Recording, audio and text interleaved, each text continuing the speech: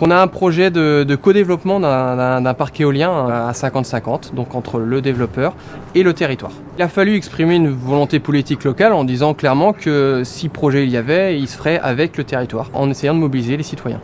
L'agglomération, elle a un rôle donc décisionnaire dans le projet et surtout, j'ai envie de dire, elle veille aussi à une bonne appropriation locale de ce projet en mobilisant les communes d'accueil pour qu'il y ait une part du capital qui soit détenue par les habitants. Alors, dans un premier temps, ce sont des moyens humains que la commune a mis à disposition, plus particulièrement mon adjoint et moi-même, pour se positionner comme un facilitateur du projet et non pas le porteur de projet, mais facilitateur de projet, entre autres dans les comités de suivi, dans pas mal d'actions, pour pouvoir transmettre à la population une certaine sérénité sur ce projet.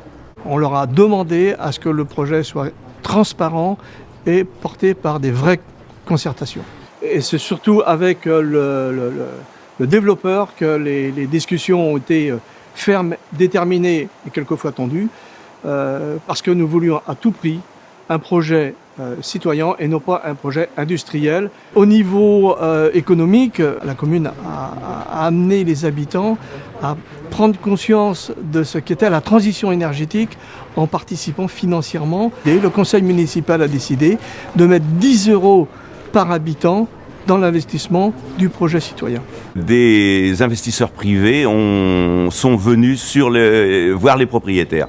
Apprenant cela, j'ai pu écrire à tous les propriétaires de ne pas se laisser influencer, qu'il y avait un débat à avoir, une discussion, et que je préférais que ce soit de l'éolien citoyen. Forcément, il y a eu des interrogations sur ce projet au départ. Il a fallu convaincre le reste du conseil municipal. En parler aussi par le biais du bulletin pour prévenir les gens, et d'où quelques questionnements que j'ai reçus en mairie, mais pas très importants. La commune a mis à disposition tout ce qu'elle pouvait pour la communication. C'est aussi la commune qui a pris en charge tout ce qui est gestion du foncier. On a décidé de le faire nous-mêmes, c'est-à-dire qu'il a fallu faire des rencontres avec tous les propriétaires, tous les exploitants agricoles, voire plusieurs rencontres. Et lorsque la maîtrise de ce projet a été acquise, on a bien vu que ça dépassait les compétences de la commune, d'où la nécessité de créer une association pour continuer ce projet. L'association est formée de personnes qui étaient dans la commission extra-municipale donc dédiée à l'éolien.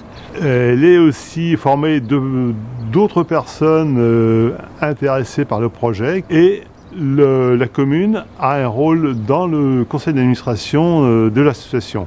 Et là, nous sommes passés à l'étape suivante, donc la création de la société. Donc un des objectifs de l'association est atteint en un an. La communauté de communes participera aussi financièrement dans les semaines qui viennent. Aujourd'hui, Redon Agglomération est très attentif à l'éolien citoyen. On arrive à 5 sites sur notre territoire, où donc Redon Agglomération ne peut que se réjouir.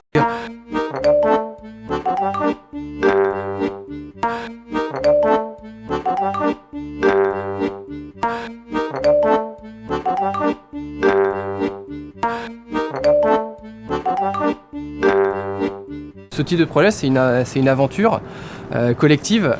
En tant que chargé de mission, on voit toute la complexité, mais l'intérêt de mettre en mouvement des acteurs, avec chacun des visions différentes, mais qui enrichissent le projet. L'acceptabilité des projets, notamment éoliens, est pas forcément évidente. Donc le fait que l'agglomération s'implique fortement dans le projet, ça favorise et ça rassure les habitants. Mais aussi, ça a un intérêt économique, parce que demain, derrière, c'est aussi des nouvelles recettes pour financer des politiques publiques pour nos territoires au service de la transition énergétique. Un lien social, certainement, de par le travail qui est créé au niveau de l'association. Et puis derrière, il ne faut pas se voiler la face, il y a aussi un retour financier. On espère que cette dynamique va pouvoir bien se continuer, et pourquoi pas aller vers d'autres projets, peut-être pas aussi importants, mais enfin, et pourquoi pas. Voilà, je trouve ça très positif.